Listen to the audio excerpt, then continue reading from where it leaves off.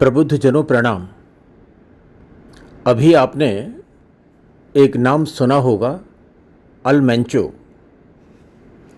ये मैक्सिको का most wanted drug mafia था। इस पर 136 करोड़ रुपए का इनाम था।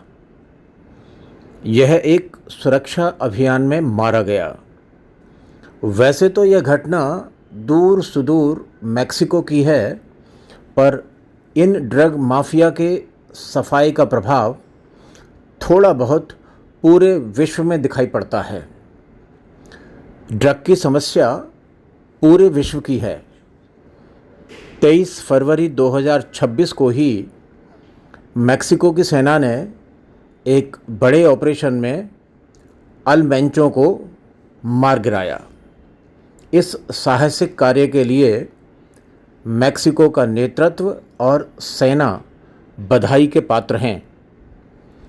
पैसा कमाने का यदि सबसे इजी मनी ना भी कहें, पर ड्रग का धंधा करने वाले और ड्रग का प्रयोग करने वाले दोनों ही मानव जाति के लिए सबसे बड़े कलंक हैं।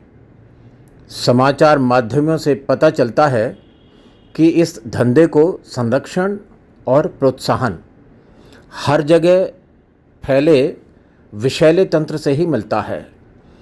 समाचारों से आप भी जानते हैं कि मुंबई और अन्य जगहों के कितने ही लो लेवल एजेंट्स जांच के घेरे में आए और बाद में पता नहीं कैसे उनके चेहरे तेल लगे चेहरों की तरह चमकने लगे और अब सबके ठाठ देखिए, वीआईपी बने फिरते हैं।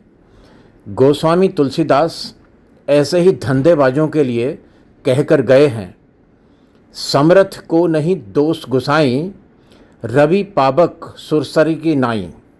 ये ड्रग के धंधेबाज जघन्यतम अपराधों में लिप्त होते हैं। आप विचार कर तो देखिए, एप्स्टीन फाइल से जुड़ी रिपोर्ट्स में ड्रग्स के कुछ गंभीर मैटर सामने आए बताए जाते हैं। ये व्यक्ति विश्व भर में किन किन लोगों से जुड़ा था? यदि जिंदा होता तो ये लोग क्या उसकी मदद नहीं करते?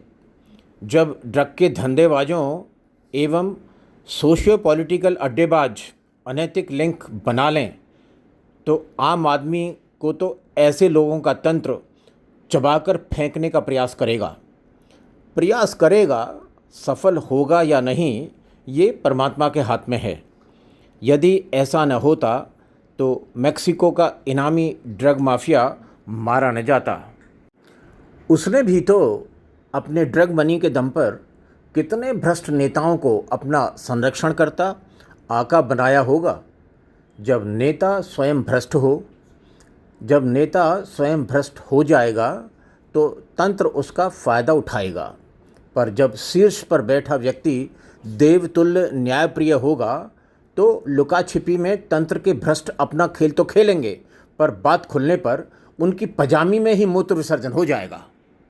तंत्र के रामीपन, जिसमें एक अक्षर साइलेंट है, का एकदम सच्चा विवरण दे रहा हूँ। तंत्र के इन भ्रष्ट जालिमों ने एक सरल व्यक्ति के घर में करीब 200 चाबियाँ यह दिखाने को स्वयं रख दी कि इस व्यक्ति के सैकड़ों मकान हैं और कोई नहीं तो परमात्मा ने तो इनके सरकारी कार्य के नाम पर किए घृणित अपराध को देखा है। इनका भयानक अंत निश्चित है। ऐसे रामी कितने दिन चैन से सो पाएंगे? समय इन्हें फाड़ देगा। हम सभी भी परमात्मा से प्रार्थना करें कि दुनिया भर के सत्ताधीशों को थोड़ी शेम और स्ट्रांग स्पाइन दे, जो वो अपने इलाके के अल मेंचो का अंत कर सकें। आप विचारिए, विश्व में किस सत्ताधीश में आपको मजबूत रीढ़ दिखती है? यदि किसी में दिखती है तो ऐसे दिव्यजन को अपना आशीष देना। आपके आशीष में बहुत शक्ति है। इन सत्ताधीशों के विषय में इलाका शब्द पर आप चकित होंगे और कह सकते हैं कि इलाका तो पशुओं का होता है। आजकल के सत्ताधीश भी इलाकाई जैसा ही व्यवहार करते हैं।